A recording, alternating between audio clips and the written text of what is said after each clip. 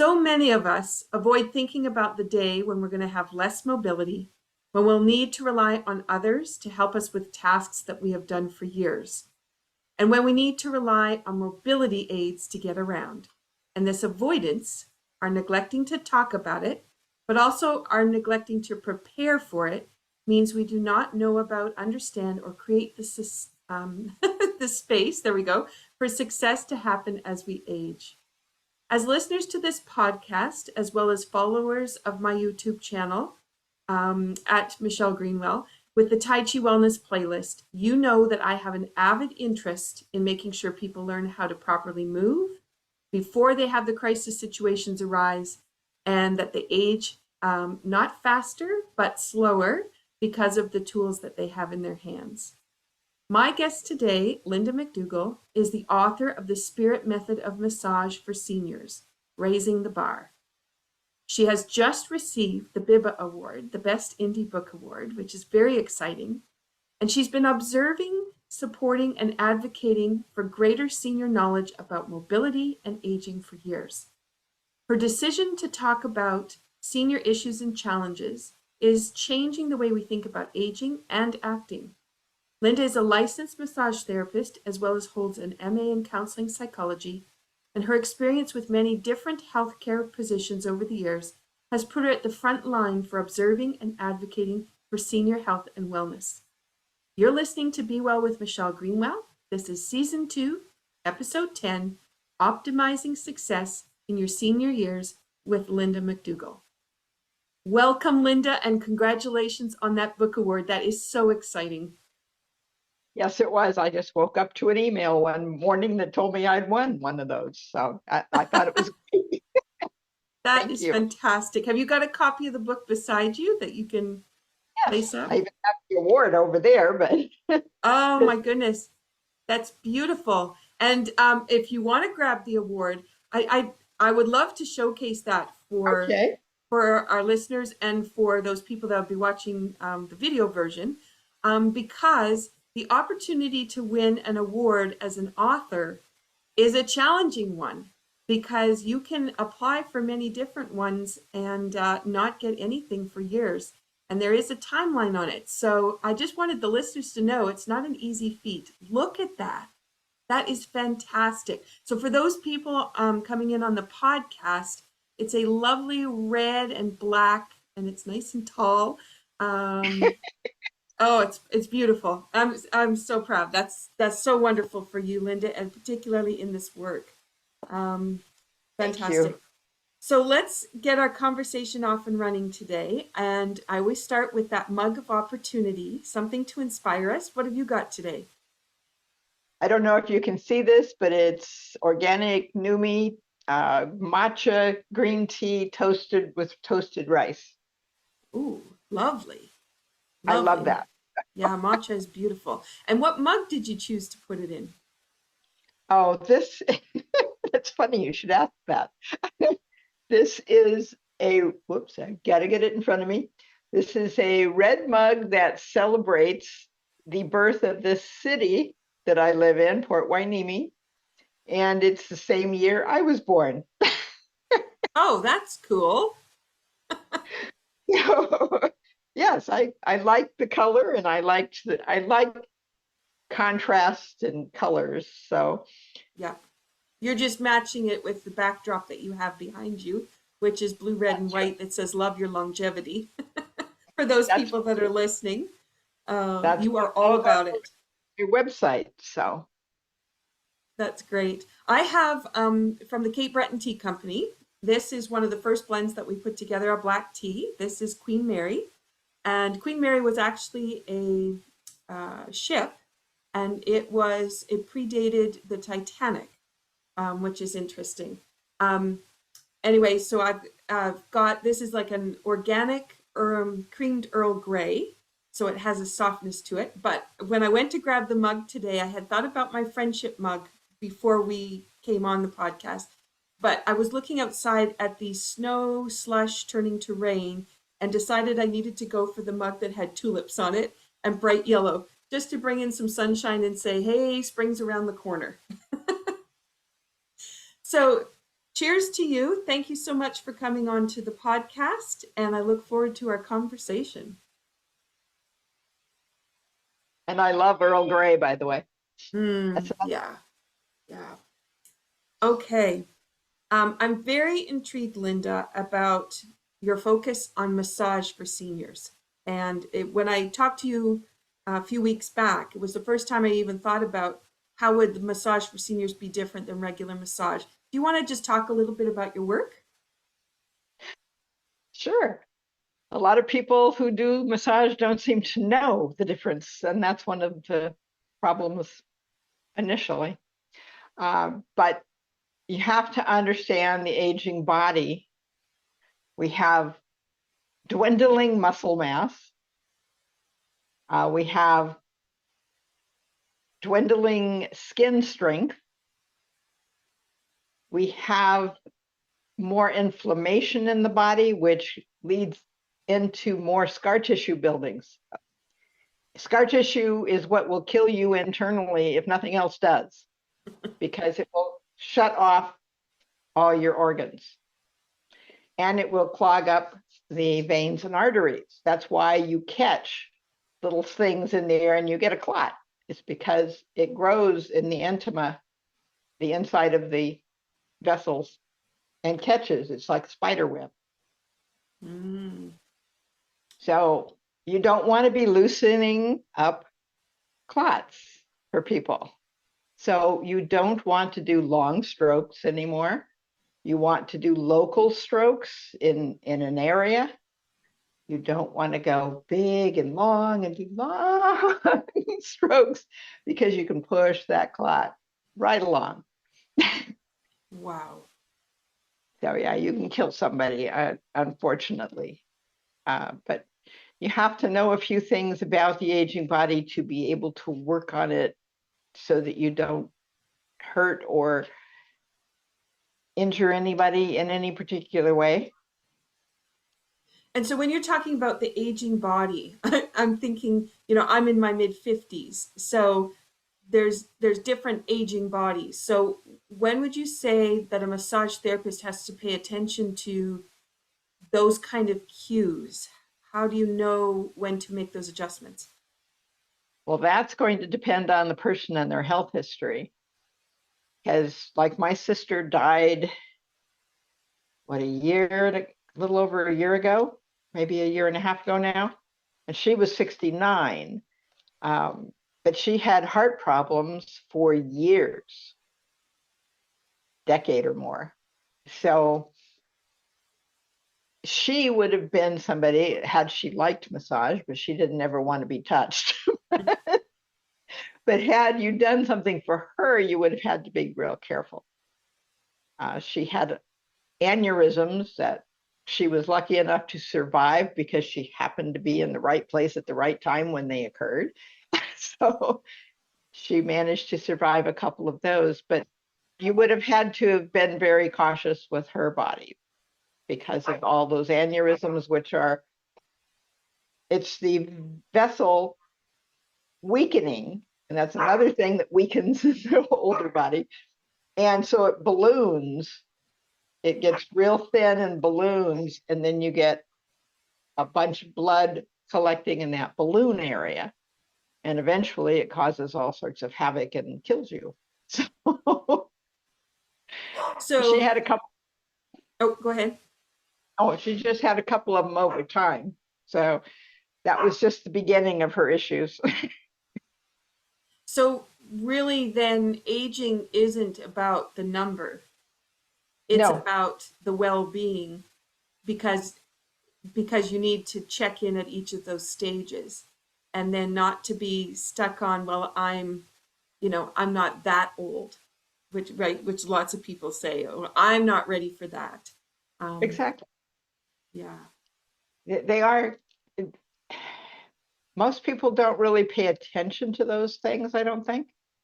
And they need to, because that's giving you a lot of clues as to how you're going to age and what you're going to be like in that process if you don't start correcting early. And that's the area that that my passion is in, which is, yeah, don't ignore it. Let's get started today. Let's get balance and flow happening today, not when the crisis happens and the pain is so bad you can't ignore it anymore, which is how a lot of people will approach things. Yeah. And I'm all about preventing the preventable, so we're on the same page. Oh, um, okay. Now, your book has some really incredible insights in it.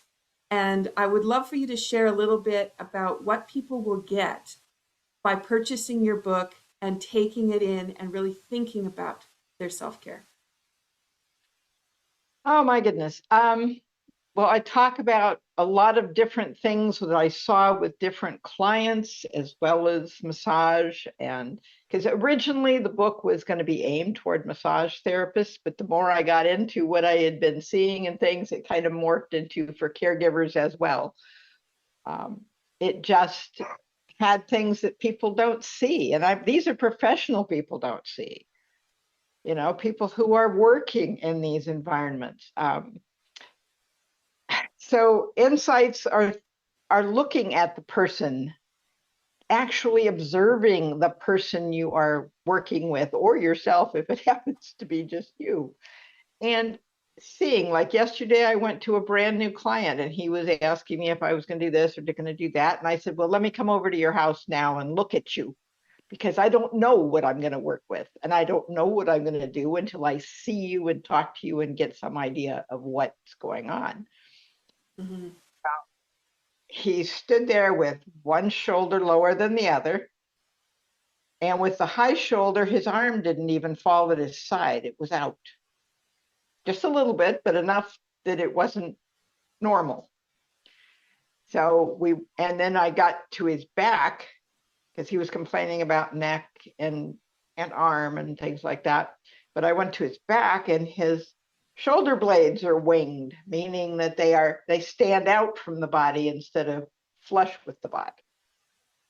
So that showed me that there was not only the pain from this higher shoulder and this arm out, but also he had, even though his back wasn't terribly rounded, it was just beginning.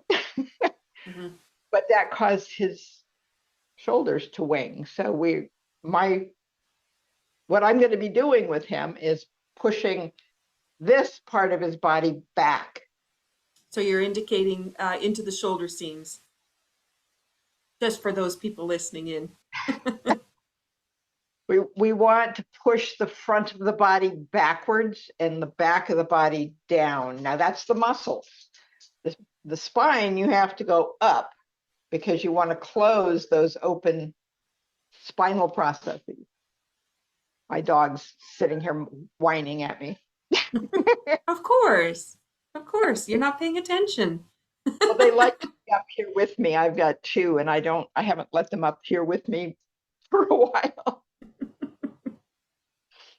Anyway, so it all depends on the person, and that's why you need to look at yourself, if it's you, or look at the person you're dealing with, and maybe they need a chiropractor. In this case, I mentioned that he should go to a chiropractor. He has one. He needs to go.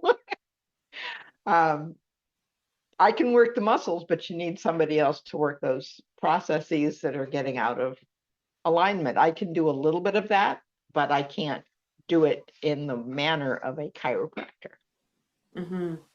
So there's just a lot of things about you need to be aware of. I am constantly, I'm constantly seeing seniors in house slippers and not supporting their feet.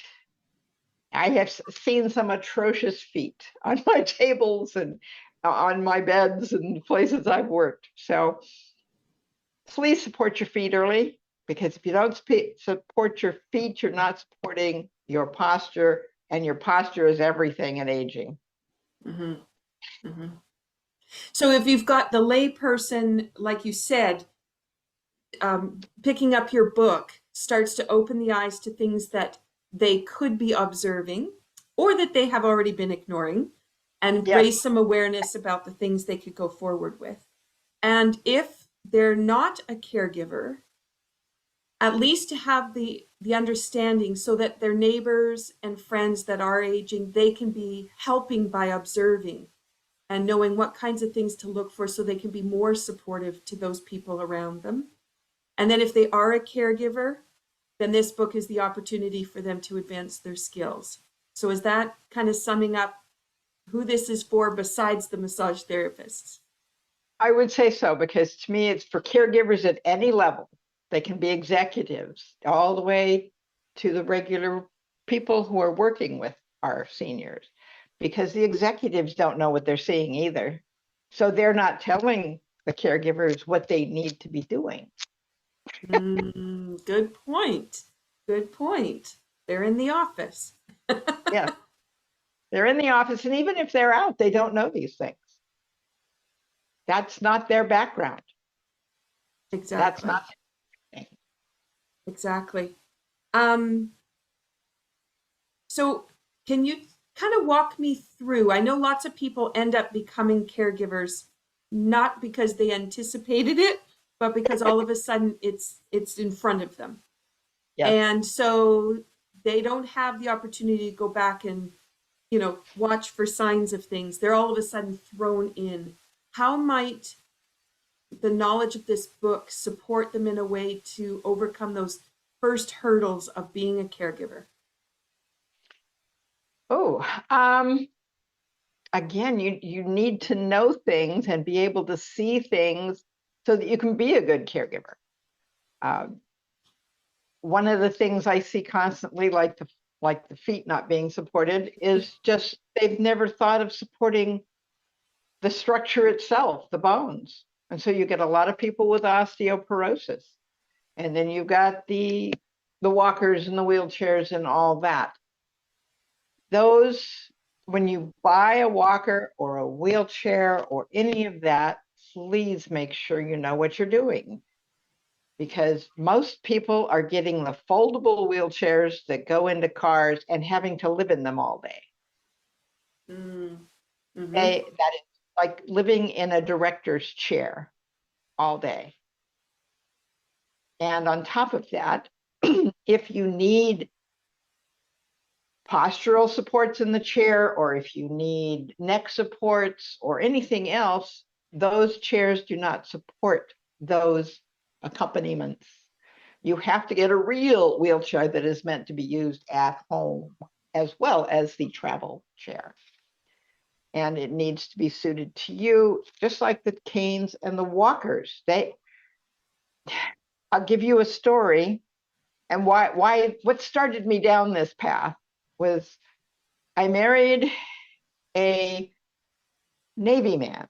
And at some point early in our lifetime together, we had to go to Hawaii. And there we had a skinny 3-story apartment with 3 levels. So there were three sets of stairs, I believe. And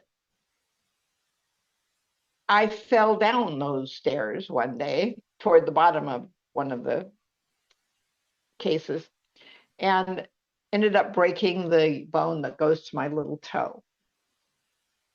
Well, before I knew what had happened, I just got nauseous, and I hadn't ever really broken much before, so I wasn't too sure what was going on, but I managed to hobble, before it swelled up, managed to hobble myself down to the bottom floor and sit on the couch, wait for my husband to get home and take me to the hospital. But at the hospital, they did their stuff and put my foot in a cast and all that, and then gave me these horrendous crutches that were way too high. And nobody adjusted them. Nobody said squat. I didn't know anything about crutches. And when a hospital sends you out, you kind of assume they know what they're doing. Mm-hmm. So I fell and I fell and I fell and I fell, and I had to crawl up and down stairs because I couldn't use those things on stairs at all. They were totally useless there. So it was just so much fun. And then we went to a medical supply store because I kept falling. And I even fell going into the store because I was going up the disabled ramp. And because they were so high, the ramp pushed me back. Wow. So I got in there and we got a walker, and that worked beautifully for the rest of my disability. But you have to know about adjustments that go with your item, whatever it is. A lot of people buy non-adjustable canes from a drugstore or something, and I watch them and I go, no. I've stopped a few people around here. I live in a senior community, and there's like 700 and some odd of us, and I keep my mouth shut most of the time, but once in a while I'll feel somebody really needs help and I'll open my mouth and see what they say. But I saw one lady with a walker, and she was using it like this, like a grocery store cart, and just crossed arms and everything. And I'm going, oh my God, no. And she was complaining about her back. And I'm going, well, duh. Yeah. Yeah. You're going to lean over for a long time. That's what happens. Yeah. You're going to stand up in those things because they put their little butts out in the wind when they use these things because they're using them incorrectly or they're misadjusted for them. So the adjustment, ladies and gentlemen, for canes and walkers is the handle goes to your wrist. You need to stand up tall before you size it. That may mean taking a deep breath, holding it, rolling the shoulders back, and standing there and seeing where that falls. And then trying to maintain that when you use the walker as much as you can. Try not to lean on the walker too heavily because that's going to cause neck, back, and all sorts of issues.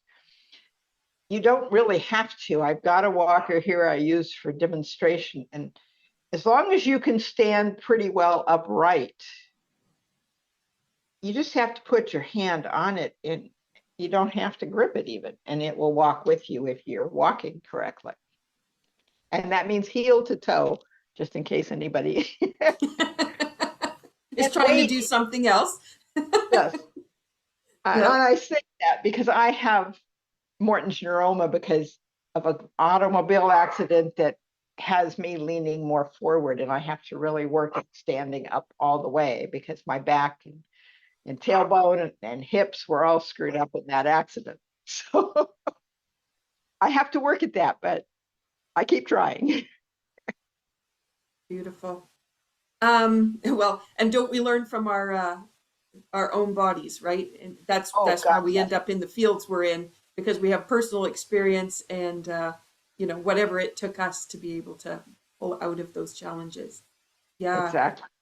Now you have mentioned some myths that you'd like to bust. So do you want to share what that would be? Oh, one myth is that you don't have to support your feet. You do. Most people do not have feet that are just right. They're either too high or they're too low, and that tweaks the body either this way or that way, and that causes your joints not to work properly in their proper place and position, and that causes hip replacements, knee replacements, soreness. I mean, just because of my accident years ago and the way my body was tweaked, I am beginning to get left knee swelling. And I've been working on that lately. It's so much fun to have a body. But at least I know some things to do, whereas a lot of people don't. Um, I've got people who call me Dr. Linda when I'm not really a doctor, but they come to me to ask me questions. I use CBD on that knee, just in case anybody's wondering, and the knee support when that happens. Right now, it's unsupported with no CBD because it seems to be doing okay right now. But if it starts up again, I go back to the CBD and the sleeve and support my knee again. And I have foot supports as well. And have that's had for. where my delight in doing the seated form of Tai Chi comes from, because exactly what you're describing, and people don't know what it feels like to stand on feet that are fully engaged. And so one of the things that I find with the seated form is it gives you the opportunity to not have to worry about the whole body at once, but to bring that alignment back in, but to massage the bottom of the feet so that the awareness is coming back.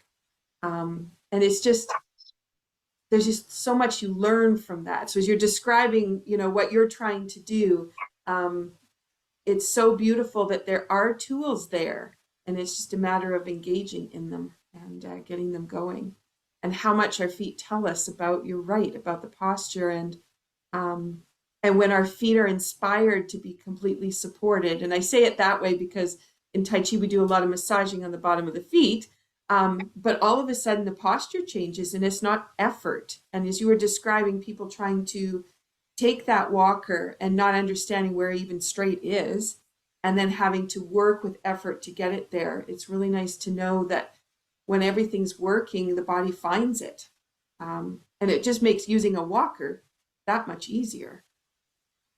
One of the things I have found recently that also helps me is I'm not really aware of my posture so much in the house, but when I go out to walk my two dogs, which you probably heard just a little bit ago, when I go out with them, that's when I really notice it and work on it.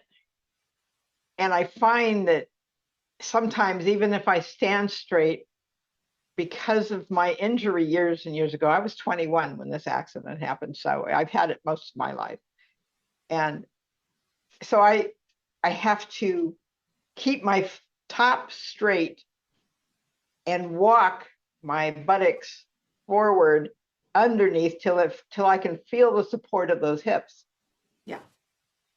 And you can go too far, so be very careful how you do it. My sister was one of these people, and some of her kids are even this. And I've talked to them and nobody will listen, so oh well.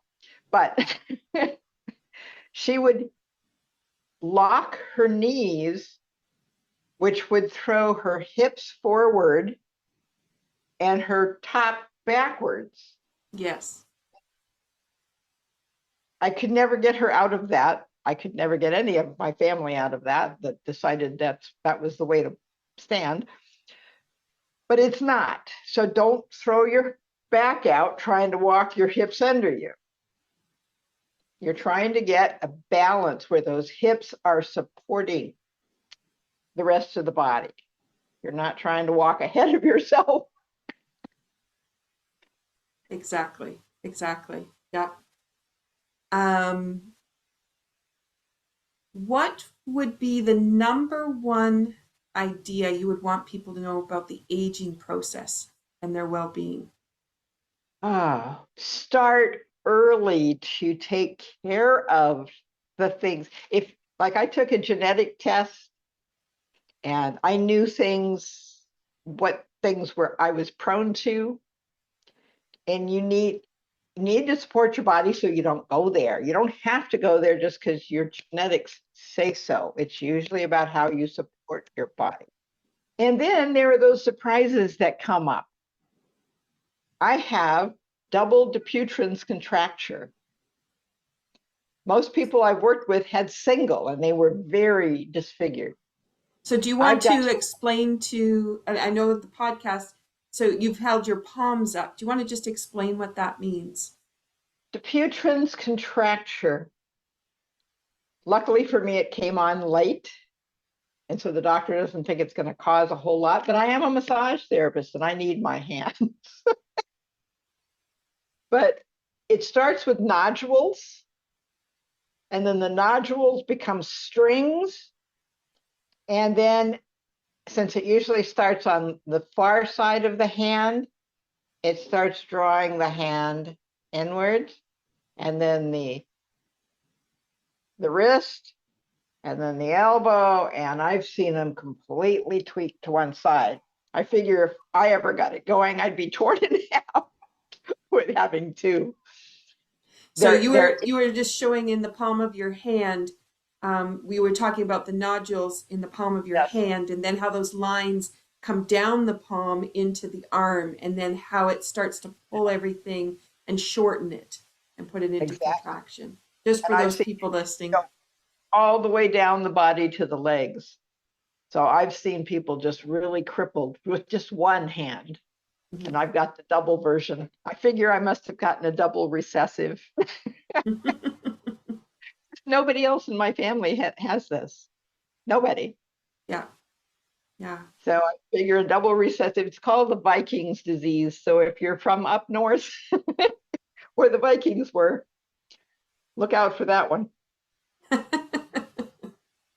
So what And does no, it, go ahead. no, this isn't arthritis. I had some lady tell me her mother contracture had been called arthritis by her doctor. And I had to tell her, don't tell him or her, but go ask them about Dupuytren's contracture, and it could be Mm-hmm, that. mm-hmm, mm-hmm. I'm sorry. No, that's okay. That's okay. So if you're looking like your typical day because you do massage for seniors. So I'm just curious what your day looks like as people kind of come and go out of your life and how you share your information. Sharing my information, I do it on a one-to-one basis when I'm working with somebody. I may stop somebody on the street if it's about the walkers and the canes and such. Um, I have a lady here in my complex that wants to get people together in her home so I can give a presentation. And that may start a Tupperware like thing. I don't know. I've got some of that information on my website, loveyourlongevity.com. I wrote a course called The Vices of Mobility Devices, and that's on mastermind.com. That's Tony Robbins' site, actually. What else? I have done, I don't know what you want to call it, an introductory course maybe for young massage therapists coming into the field. I I sent out a lot of information about the book to the massage schools here in my state, California, and I got almost nothing until one lady told, because she has a chain of schools, and she told her other people, do not talk to this lady. I will talk to her and see if she's legit and everything. And we've become good friends, and I've done Zoom calls for their chain of massage schools. Awesome. Awesome. I know And people I, are very cautious, right? Very cautious with their ideas and moving forward. Yeah.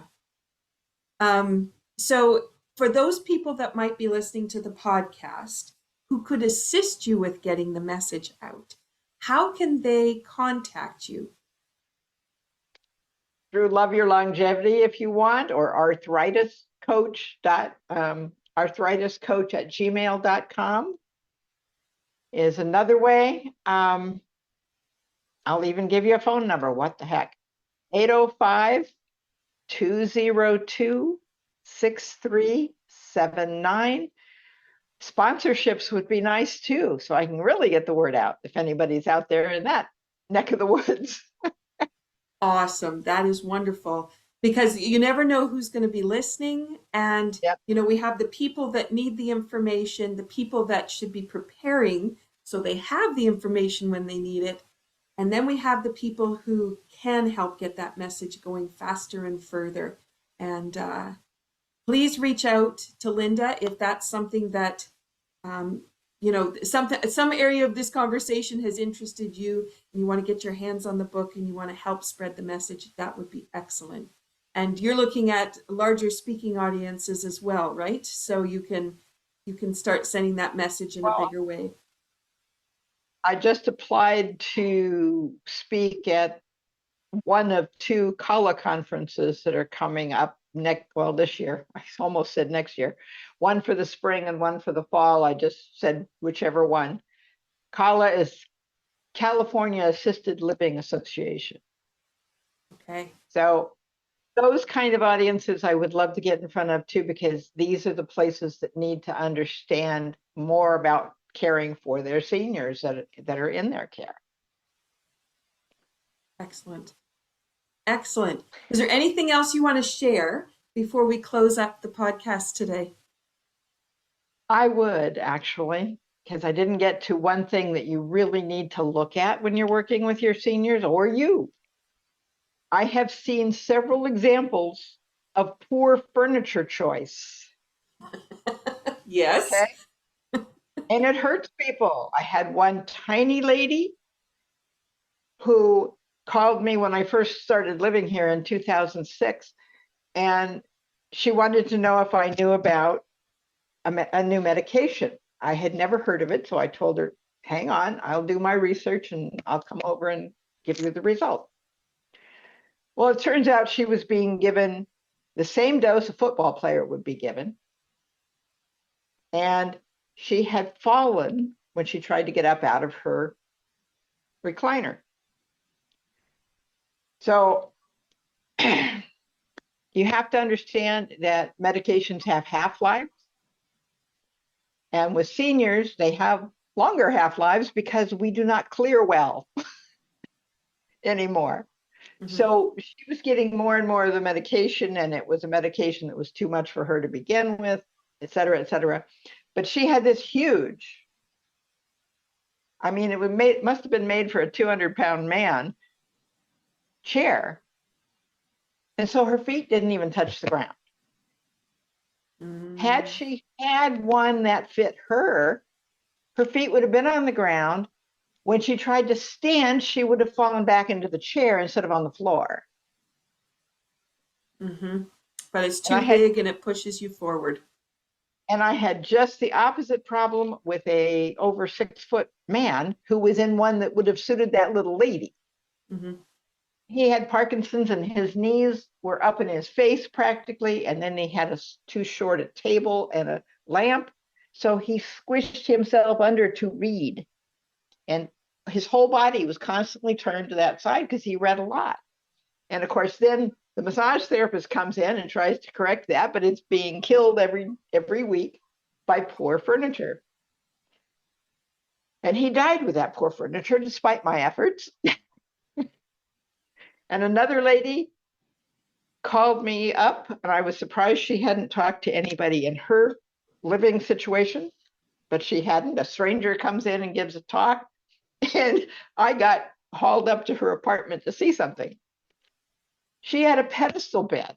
She was another teeny tiny woman, more than likely with osteoporosis, just as I suspect the other one had.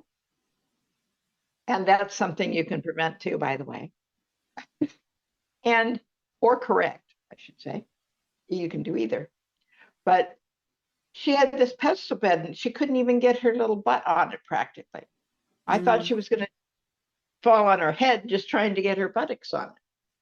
Once she got a little tiny bit of purchase, she swung her legs over just to get on it and then clawed her way to the center of the bed.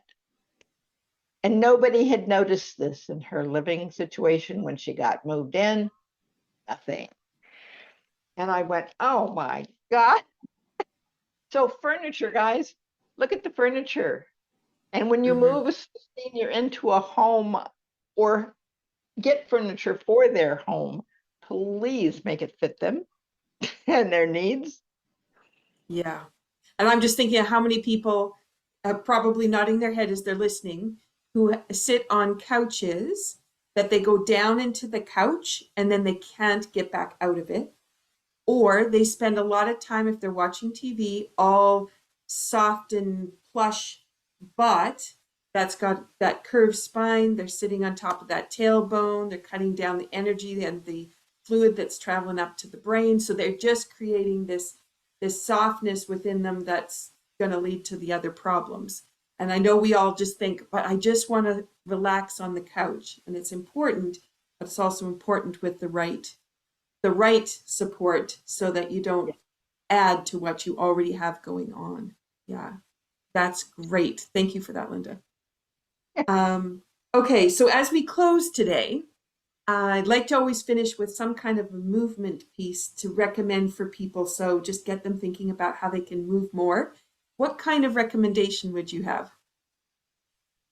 Oh, there's so many that could be said, but I'm going to say this because I see a lot of seniors that cannot raise their hands above their heads. Mm-hmm. That's, you really, now you may have rotator cuff problems and that will limit that, but use what you've got while you've got it is the main takeaway here. You know, they So should go Linda's got right. her arms over her head and she's stretching from side to side. She's linked her hands and just remembering how to get the body to move into those long movement patterns. Yeah. Yep, because we're all getting shorter as we age, whether it's spinal decay or whether it's just, I mean, I'm noticing that I used to have a wonderful waist and a wonderful body, and it's just getting dumpier and dumpier. It does Even though change. I fixed my osteoporosis, because I too was diagnosed with that when that bone in my foot was, Mm-hmm. they found, well, actually, when I asked them to find what was going on with my bones, and they Mm-hmm. did. Mm-hmm. Mm-hmm. And then I fixed it. So my recommendation, because I have mentioned a couple of times Tai Chi, so I think my best resource for people is to mention the seated Danyu. And so I talked about seated Tai Chi, but the seated Danyu, it could be you only move your arms, which is totally fine, which supports some of what you were describing too. But you can also then go into movement patterns that stay seated, but massage the bottom of the feet, which support what you were talking about with the feet and making sure you take care of them. And you can take that to a seated to standing position, which starts to build leg strength. So I'm going to recommend that little piece. And that's on my YouTube channel under the Tai Chi Wellness playlist. And in there, you'll find lots of little tools that you can do one-ups. So just try something, see how it works for you and go from there. And it's a Danyu, which everybody goes, what is that? So it's DON and another word, YU, just in case people are wondering what I just said. Linda, thank you so much for a lovely chat. I so appreciate the work that you're doing and the insights you provide. And I wish you the very best as you take this book and get it out there and get people thinking about proactive self-care as they age. Thank you so much. Thank you. Can I say one more thing? Absolutely. I have a private Facebook group called Senior Caregivers Moments of Clarity. I would love people to join that and add their experiences and teach each other and keep us all on top of things. Right now, I'm doing most of the talking, and I would like more people that would chime in. Perfect. Excellent. Okay. And we'll include that in the descriptive notes so everybody has an easy access to the link for that. So more people can start to find that conversation. Thank you for that. That's great. You've been listening to Be Well with Michelle Greenwell, and this episode has been sponsored by the Cape Breton Tea Company. Bring a little of our countryside and hospitality into your day with a luxurious cup of the taste and sounds of Cape Breton, Nova Scotia, where I'm currently living. Cape Breton Tea Company is at CB, just the two letters, Tea Company, spelled out fully, .square.site, and Dance Debut Inc., where I create resources, workshops, and presentations that ignite the passion for living through wellness and movement tips and tools. Thanks so much for listening. Have an awesome day. Thank you.